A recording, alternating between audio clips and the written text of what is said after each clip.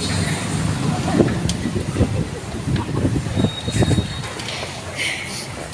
husband.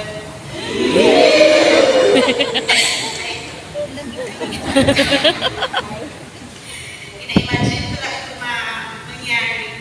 But finally, it's really happening now. We are finally getting married. Thank you, Lord. June, I vow to honor and support you in everything you do, and to help you create a life that fulfills and excites you as you have very much have been doing it for me ever since you started it. I vow to submit to you. I vow to try my best to cook and prepare food na maraming malunggay at gulay. I vow to choose you every day. Sabi ni Father, ikaw lang ang pipiliin sa araw-araw. Char! And to forever love you and this. I'm excited to be beginning with this new chapter of our life, my life with you. I love you, who you used to be, who you are now, and who you are becoming. Ipo yung ChatGPT.